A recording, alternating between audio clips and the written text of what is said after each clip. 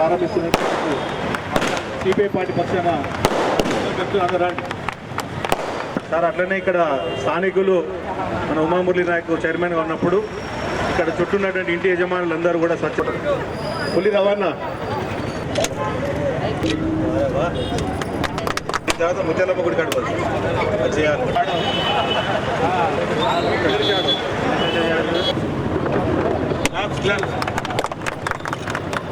సుదీర్ఘకాల అభివృద్ధి పనులకు శంకుస్థాపన చేశాం.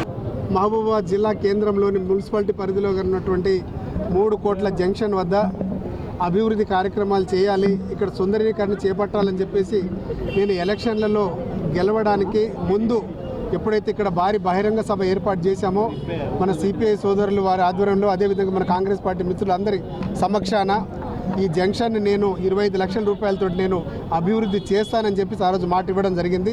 ఇచ్చిన మాట ప్రకారం ఈరోజు మన పట్టణ ప్రగతి అదేవిధంగా మున్సిపాలిటీ ఫండ్లో భాగంగా ఈరోజు మొత్తం 1,10,00,000 రూపాయలతోటి మొత్తం మహబూబాబాద్ జిల్లా కేంద్రంలో ఉన్నటువంటి 5 ప్రాంతాలలో మన ఈ కూడళ్ళు ఈ అభివృద్ధి కార్యక్రమం చేపడతా ఉన్నాం.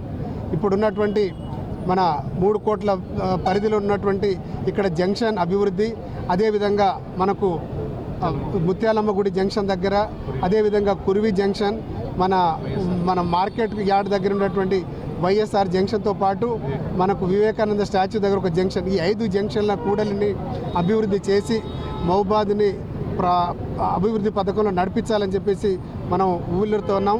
అదేవిధంగా రాబోయే రోజుల్లో కూడా చాలా సంక్షేమ పథకాలు అదేవిధంగా అభివృద్ధిని కూడా నడిపిద్దాం. మనకు ఇప్పుడున్నటువంటి మున్సిపాలిటీ డెవలప్ అయిన తర్వాత, మున్సిపాలిటీ ఏర్పడిన తర్వాత రోడ్ వైడనింగ్ కార్యక్రమం నడిచింది, కానీ అదేవిధంగా ఈ కూడలిలు ఏవైతే ఉన్నాయో వాటిని అభివృద్ధి కార్యక్రమం చేయడంలో గత ప్రభుత్వం విఫలమైంది.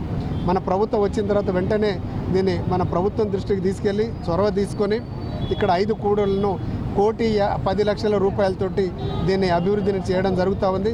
అందుకే ఇక్కడ మనకు చాలామంది ఇక్కడ చుట్టుపక్కల ఉన్నటువంటి వ్యాపారస్తులు, స్థానికులు చాలామంది వారికి ఉన్నటువంటి చాలా కాస్ట్లీ భూములు ఏవైతే ఉన్నాయో అవి కూడా 10 ఫీట్ల నుంచి దాదాపు 100 ఫీట్ల వరకు వారి దారదత్తం చేయడం జరిగింది.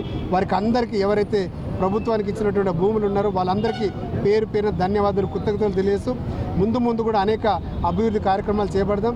రాబోయే రోజుల్లో కూడా మన మహబూబాబాద్ని ఒక పైలట్ ప్రాజెక్ట్ లాగా అండర్ గ్రౌండ్ డ్రైనేజ్ ప్రక్రియ ఒకటి స్టార్ట్ అవుతూ ఉంది. మొత్తం తెలంగాణ రాష్ట్రంలోనే 4 మున్సిపాలిటీలలో ఏర్పాటు చేయడం జరుగుతుంది. అందులో మహబూబాబాద్ పట్టణం ముందుగా ఉంది. అప్పుడు మన ప్రభుత్వం, కేంద్ర ప్రభుత్వం అదేవిధంగా రాష్ట్ర ప్రభుత్వ నిధులతోటి దాదాపు 95 కోట్ల రూపాయలతోటి అండర్ గ్రౌండ్ ప్రక్రియ తొందరలోనే ఒక 2-3 నెలల్లో స్టార్ట్ అవుతూ ఉంది. అందుకే గౌరవ ముఖ్యమంత్రి వర్యులు రేవంత్ రెడ్డి గారికి, ఉప ముఖ్యమంత్రి బట్టి విక్రమార్క గారికి, అదేవిధంగా ముఖ్యమంత్రి సలహాదారులు వేం నరేంద్ర రెడ్డి గారికి మన మహబూబాబాద్ నియోజకవర్గ ప్రజల తరఫున అందరికీ వారికి ప్రత్యేక ధన్యవాదాలు, కృతజ్ఞతలు తెలియజేస్తున్నాను.